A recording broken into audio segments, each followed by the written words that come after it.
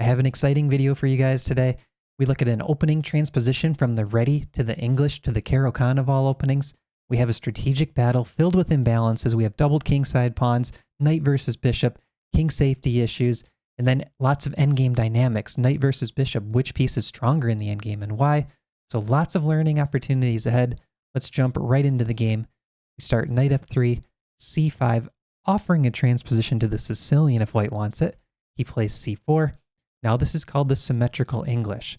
After knight c6, knight c3, g6, white plays e4, showing that he's intending to play e3, intending to play d4, build that big center.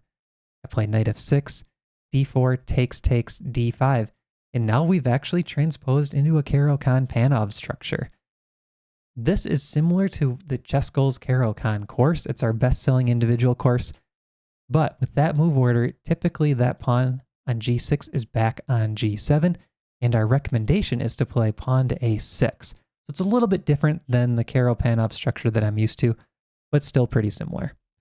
Bishop g5 played, and the idea here is white wants to take the knight and win the pawn on d5. So I play bishop to e6, defending it. And after takes, now we see this dynamic with doubled kingside pawns for black. So white has healthier pawns, but black still does have the bishop pair.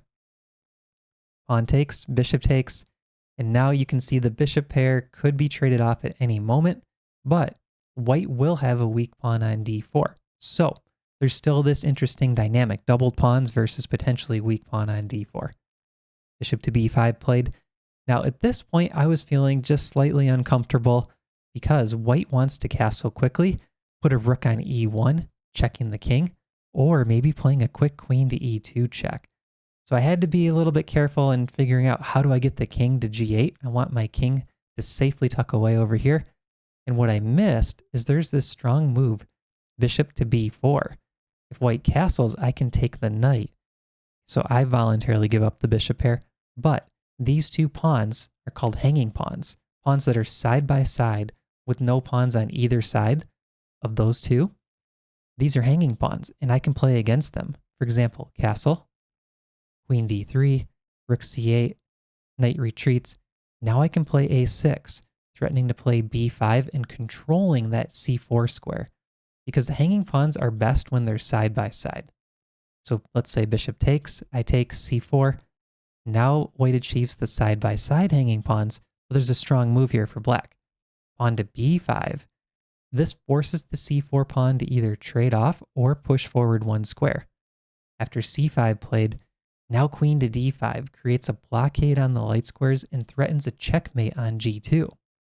If f3, I could put the rook on d8, and now look at how every piece is well placed for black. Both rooks are on the important files, d and c, attacking the white pawns. d4 and c5, the queen and bishop are blockading the pawns.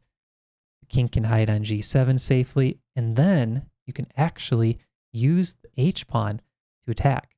And sometimes you can use the g-pawn or the f-pawn to attack. So black can use the extra kingside pawn to apply additional pressure to white, and white's having trouble creating any sort of play in the center. So very similar to a Caro-Kann Tartakower, even though this comes out of a Caro-Kann Panov structure. So in the game, I played pawn to a6, attacking the bishop right away. After queen e2, I block.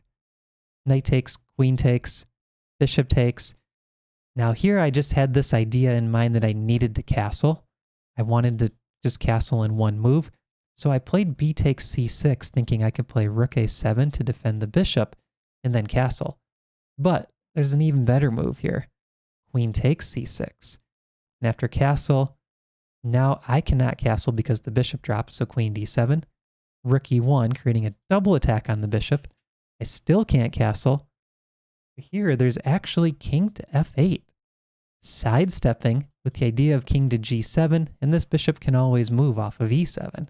So I kind of missed that idea that I could simply play king f8 and move the bishop away, and this gives me healthy pawns on b7 and a6. So that'd be an improvement, slight advantage black. But instead, I take with the b pawn closer to equal territory. White castles, I use my idea, b3, castle, rook c1, rook c8. You can feel here that white has the initiative. White's attacking, and black is defending, right? Both of these rooks are defending pawns currently. Rook and queen are creating threats, so white's got the initiative. Queen c4, offering the queen trade. Now, in general, you don't want to do a queen trade if you're down a pawn. In this case, black isn't down a pawn, but it's really hard to prove that this extra pawn is worth anything at the moment. So instead of just taking here, I decided I will allow white to trade, but I want it to create a good scenario for myself. So now if queen takes d5, c takes d5, the position is equal, and I think it's hard for white to try to show any sort of advantage because this knight really struggles to get into the game. So look at how the knight currently is blocked off by the pawn on f6, guarding its forward squares. There's no d4 square for the knight. And if the knight heads to d2, this pawn is doing an awesome job blocking the knight's forward squares. And this bishop is doing a good job blocking the forward squares of these pawns. And sometimes the bishop can just head to a3, attacking c1, and that means black controls the c file. So there's a lot of advantages for black if white were to go for that queen trade. So my opponent plays rook e1 instead, attacking the bishop, and then rook c2. And now I decide it's time for me to fight for activity. I can't sit back and just play passive. So I play queen f5, white doubles, and king g7. Now when you get this sort of Tartakower pawn formation, the king sits very nicely on g7. It's a safe square for the king. The king on g7 prevents any sort of back rank tactics. Now after knight d2, queen h5, I create a double attack on the h2 pawn, threatening queen takes h2, followed by queen to h1 checkmate. So this is where I'm starting to go to work. I'm trying to create weaknesses in the white camp. Now white plays g3, a very natural move. This prevents the checkmate. I would recommend knight to f1. A bit more passive, but just using a piece to guard h2 instead of opening up the king position. Even though the computer is fine with this move, long term, it's a potential weakness. So keep this in mind and remember this in your own games too. Every time you push a pawn in front of your king, or if your opponent does, it creates holes around the king. So long term, those light squares could become a problem, and we're going to see it in one of the lines we look at. Pawn to a5, getting the pawn off of the attack from the queen. Also, guarding the b4 square. So bishop to b4 could be a nice idea coming up, pinning this knight to the rook. Knight moves, bishop b4, poke at the rook. Now, the problem for white is on the defensive side, right? Black is creating threats. All of a sudden, this rook is attacked once, defended once. That's a potential loose piece, right? Those sort of things can cause tactical problems. So now I play rook e8. I'm pinning the knight to the rook, and the rook doesn't have enough defense currently, and this is where white makes a mistake. Rook c to c2. The move that I missed here is pawn to f5, attacking the knight right away. And if the knight moves, pawn to f4 is super strong. White does not want to take this pawn, opening up the g file against the king. But if white doesn't take the pawn, this pawn could head to g3, attacking the g2 square, and queen h3, queen g2 mate is an idea. There's back rank problems with the pawn on f3. This just highlights why g3 can be a problem, and I missed it. So I played rook a to d8 instead. Queen takes c6, and now I missed another strong move. So it's a tactical position, but these are things that I want to work on in my own games, and if you find you're missing these things in your classical games, use that as a takeaway. Work on your calculation and your tactics. Queen to f5, super strong move. And the idea is this threatens rook to c8, hitting the queen and the rook. And there's just too many things being attacked at once. You can look at this line on your own, but the problem is no matter what white does, essentially black is going up a piece for either one pawn or two pawns, and it's a win for black. So I played queen to f3 though. Similar idea. I'm trying to create some of those same issues looking at this pin, but there's no real threat of rook to c8. Rook e3, I sneak my queen down to the back rank. King g2, now I play rook e6, and the idea is I would like to play rook takes d4, But currently there's queen takes e8. So I attack the queen first, grab the pawn. Equal material now, but I felt still have attacking chances. My opponent offers the queen trade. And actually the best idea here is to take and play h5. That's the best way to play for a win. But I kept the queens on. Knight d2. Rook takes e3. And here my opponent made a mistake with f takes e3. It's difficult to calculate this though, because if queen takes e3, the strongest move, queen to d1 looks kind of scary, and he wanted to control my queen. If you look at the position now, this queen doesn't have any squares along the first rank. Every single square is controlled, and actually she doesn't really have an escape route. So he's trying to control my queen, but it's safer for the king to keep this pawn on f2. So this is a mistake. F takes e3, I drop back, h3. Now here my opponent said that he was getting a little bit bored at this point. The problem with h3 though is it softens up the g3 square. So just like g3 softening up h3 and f3, h3 softens up g3. So now I play queen e5, centralizing the queen, putting pressure on this pawn, putting pressure on this pawn. Knight f3, and now I pin the knight and attack the rook, right? So I knew the position was better for black, but it's not winning yet. I need to keep creating threats and posing difficult questions to my opponent. Rook c4, queen b7, keeping the pin. Rook d4, rook e7, creating a new pin. And now bishop d6, attacking that pawn that was just weakened a little bit when h3 was played. And I also have an idea of bishop back to b8, and maybe I can somehow get the queen in front, not allowing rook takes c7, of course. Queen d3, bishop b8. Pawn e4, bishop a7. So I just saw this pawn move forward. I want to use this new diagonal with queen and bishop. g4 played. I think this was a good move. The idea is he's threatening g5, and if my f-pawn moves off of this square, all of a sudden there could be queen c3 check and rook c8 ideas. I have to be careful here that I'm not getting checkmated. So I play h6, guarding the square. Queen c2, and now queen to b6. I want to sneak into this e3 square, maybe come to f4. I'm trying to create more issues for white. And then he makes a, I'd say inaccuracy, not a mistake. Rook c6.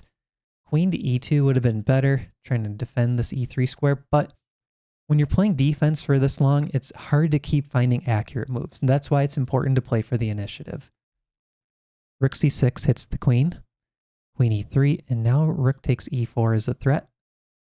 Rook c3, and here I decided, let's go to the queenless endgame. I felt I could convert this because pawns are on opposite sides of the board. No pawns are locked up. That means the bishop is probably stronger than the knight. The knight's just a little bit slow when it's trying to hop all the way around the board. The bishop can actually control both sides of the board at the same time, and we're going to see some lines that really highlight that point. Take, take. Rook c2. Now here I made a potentially game-changing mistake. I thought, let's trade off one of these doubled pawns for the pawn on g4. And if I play f5 immediately, takes, takes, I still have double pawns. So the easiest way to trade the pawns in a favorable way, in my opinion, during the game was rook f4. We're going to see why this is bad in a second. What I should have done is played g5, marched my king up, and then tried to use rook and bishop to play actively. So this is sort of a best play line, but then the knight gets trapped in the end, and this is a win for black.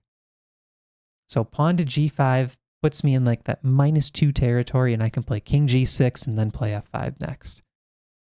Just like that. But I played rook f4, and now there was a huge miss. Rook to c4, very close to a draw. After rook takes, pawn takes, g5, knight d2, f5. King f3 is a mistake, sorry. There might be winning chances for black, but with best play, this should probably be a draw. You know, we're looking at a -0.5 eval in the endgame. It's probably going to head to a draw. Instead, though, instead of rook c4, rook e2 was played, and now I'm in winning territory. f5, creating a passed pawn. Healthy 3 pawns against 1 pawn on the king side. We have the advantage of bishop against knight. And here white offers the rook trade. Instead of taking right away, I can improve on that slightly with king f6. And after it takes, my king just went from g7 up to f5. Dominant position for the king. And here, there was some time pressure. My opponent played knight to d4 check, dropping the knight in one move, and then he resigned. But if knight to d2, there's a pretty good way to play this. What you want to do is keep pushing the kingside pawns for black, centralize this king, right? So put the king somewhere that he can actually watch kingside and queenside at the same time. And white's plan is going to be, can the 2 versus 1 create a pass pawn on the queen side to create problems? So let's say bishop d4, a3, bishop back, hitting the pawn, knight c4, king up. Now the plan for black is very straightforward. Let's push these pawns, and the bishop helps cut across. The plan for white is more difficult. So let's say he tries to make a pass pawn, gets ready to push it. Now this king can actually come back a little bit to help. The knight moves, and then f5, bishop back to d6, just controlling everything, g5, and so on. This should be a pretty easy win for black. So to summarize the game, we had these opening transpositions, very interesting strategic battle with the imbalances. King safety was huge. The pawn structure with the double pawns in front of the black king was definitely to black's advantage. And I think white played a pretty good game, but it was just a little bit hard to figure out how to keep defending in that endgame with my queen and bishop poking around. So let me know in the comments what you thought of this game. I hope you guys enjoyed it, and we'll see you in the next video.